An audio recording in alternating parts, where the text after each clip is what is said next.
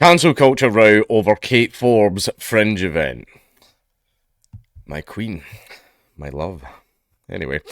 An Edinburgh arts venue has indicated Scotland's Deputy First Minister Kate Forbes will not be invited back to speak at future events because of opposition to her views on trans rights.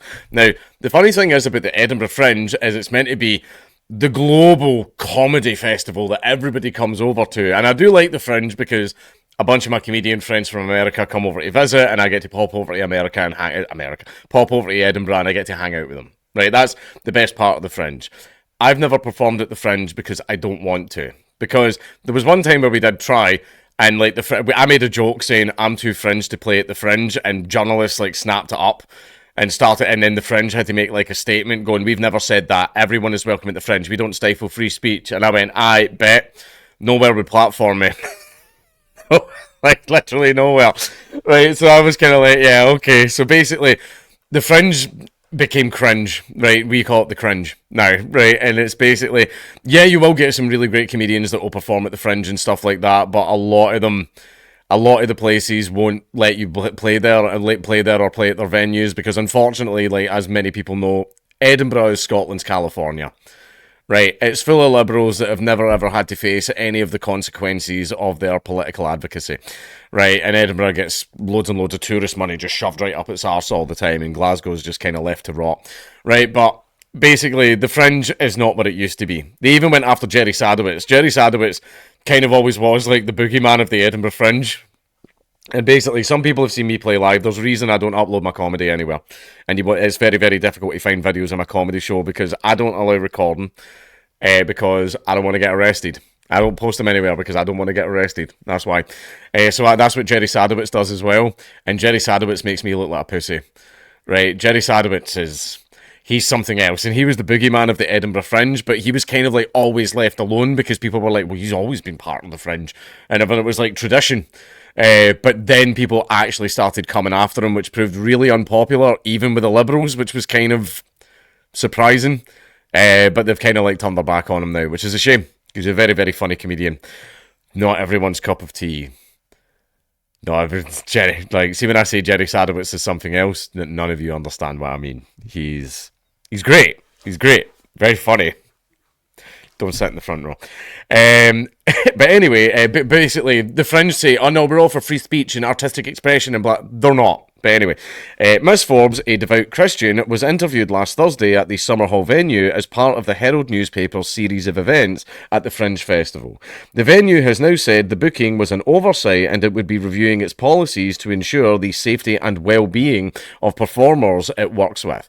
Safety and well-being, because someone might go on stage and say an opinion. Oh my god, you know, like those dangerous, violent words, you know, where Kate Forbes is going to like launch herself across the crowd and beat someone to death with an adjective.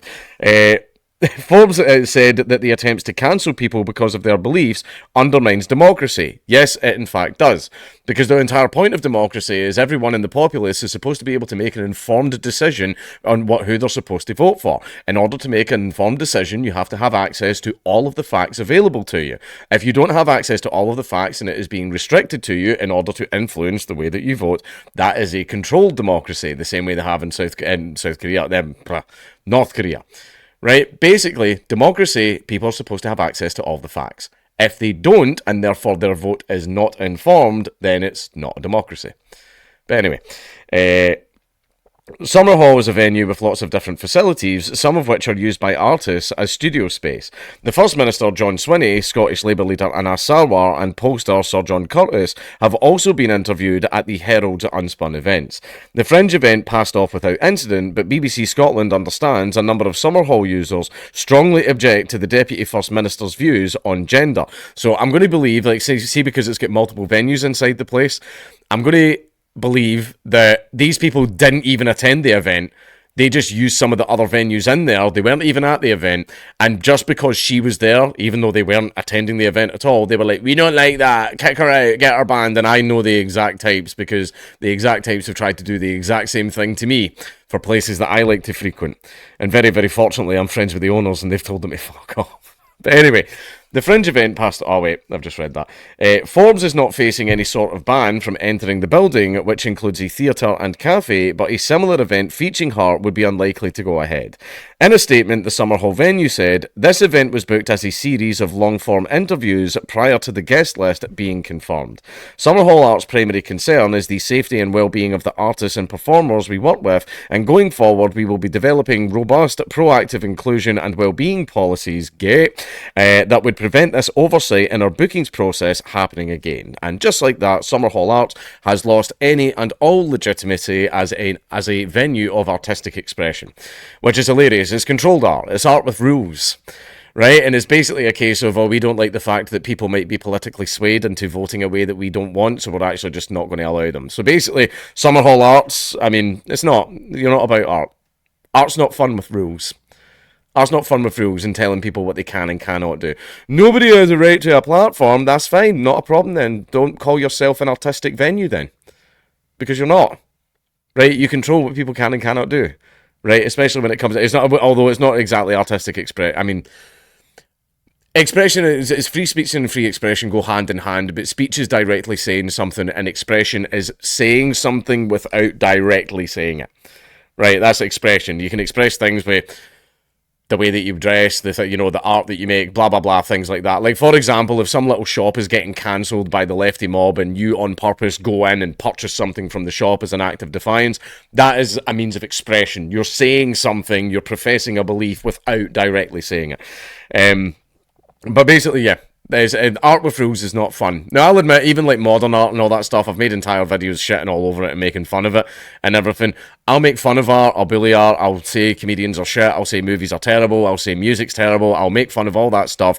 One thing I will never, ever, ever call for is for it to be banned. I'll never, ever call for it to be banned. Also, if I owned a venue, I would let anybody book it. I wouldn't really care. I would let anybody book it if they wanted.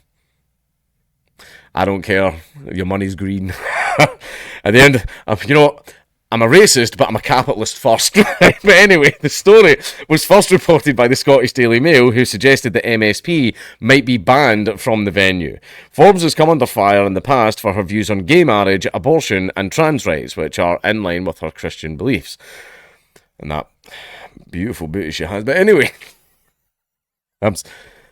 babe, I'm sorry, right, we're allowed celebrity crushes. That was for my girlfriend. She watches those second channel videos. But anyway, during the 2023 SNP Leadership election, when she ran against Humza Yousaf, she was criticised after telling Sky News that having children outside of marriage was wrong, according to her faith as a member of the Free Church of Scotland. And that I would be inclined to agree with. However, marriage is an extremely fucking dangerous business. And if you ask me, not fucking worth it. Following Summerhall's statement, Forbes said, "As I stated at the event, I fervently believe in freedom of speech. Any effort to cancel people, especially politicians, undermines democracy.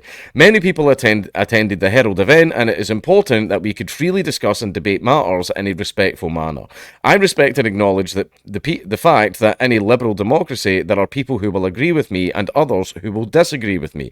And this is the thing that blows my mind all the time, is these venues and everything that get cancelled and shut down, they had a crowd of maybe 200, 300, possibly even up to 800 people that all attended the event and went, "That was great," and then went home. That's 800 customers, right? And then because just one little fucking fun sponge went, and actually, the venue just burns the whole thing down and goes, "Oh, fuck these 800 customers. Let's listen to the one little whiny fucking pussy arsehole that wants to destroy everything for everybody else because they don't like it." Right, it's a joke. Why are you catering to the little crybabies? This is the thing that all the way through the 90s and 80s and everything, comedians used to go, "Yeah, the crybabies, shut the fuck up. If you don't like it, then fucking leave." I've had people walk out my shows and everything. Right, I had one fat lady yell at me, and I said I was about to tell you to wind your neck in, but you've not got one. That went down well. Sadly, her BMI didn't. But anyway, that's basically, it's a case of, if you don't like the show, just don't fucking go. That is all the more reason to create events where the audience and journalists can question politicians openly, as the Herald did. Yeah, that's very, very important. Well, people should be able to go on stage and do their speech and say the things that they want to say. However, I do like the events where at the end there is an option to posit to them questions and also challenge their views. I do like that. I do like that. That's why at the end of some of our events, right, we always do a Q&A at the end where me and the other comedians, and it's usually Leo Kers and Darius Davies and like whoever else is like performing, or Nico DeSanto, whoever else is performing at the event, and it can go one of two ways, right? It can either be completely off the walls and fucking hilarious because we've got everybody. Bear in mind, this is my audience, right? They're all queuing up at the microphone like at Comic-Con, and sometimes it can be absolutely fucking hilarious. Sometimes people can ask like genuinely, sometimes people are funny, sometimes people ask like genuinely deep, insightful political questions that makes everybody think, and basically it's one of the few times that I've seen Darius Davies give a serious answer to a question, right? Or it can be the cringiest fucking thing you've ever experienced, right? And it's just fucking horrible, and I'm sitting on stage like, like, yeah, it can go one of two ways. But anyway, that is, I've just read that. Finance Secretary Shona Robinson, who was previously Deputy Minister, has defended her Cabinet colleague. She told BBC Scotland News that Summerhall's reaction was unwise and unnecessary. Ms Robinson said that Kate Forbes should be able to go to venues and give her views. Forbes announced last week that she does not intend to seek re-election at next year's Holyrood election, as she wants to devote more time to raising her young daughter. However, I think that Hamza Yusuf winning over Kate Forbes was an absolutely massive fumble. A massive fumble. Basically, if you wanted the SNP to be taken seriously, you would bring in Kate Forbes. I believe she is an actual Scottish nationalist. I mean, she's like smart, she's funny, she's really easy on the eyes. I really like her glasses. All that. But anyway, politicians should be allowed to voice their opinions, right? Especially if it's people that are running for office or are professing the views of their party. They should be allowed to speak unimpeded about those things so that people can hear everything about the party and make an informed decision about how they vote, right? Leftists are always like screaming and raging all the time going, it's all these old dumb boomers that like caused Brexit and did this and that because they're dumb. They don't even know what they're voting for. That's right, I agree. People shouldn't be voting for things unless they know all the facts. So let everyone have all the facts. Let everyone have all the facts, right? Instead of controlling your political opposition, you get to speak unimpeded and say, and even throw accusations at the other side. And then if the other side tries to defend themselves against the false bullshit you said, you get to shut them down and ban them from venues so that they aren't able to basically set the record straight. And people aren't able to make informed votes, right? If you're doing that, then you are taking part in controlled democracy. You're not pro-democracy, right? You're in favour of controlled democracy, which is essentially soft fascism. Right, that's what you're doing. And also, do not disrespect my queen.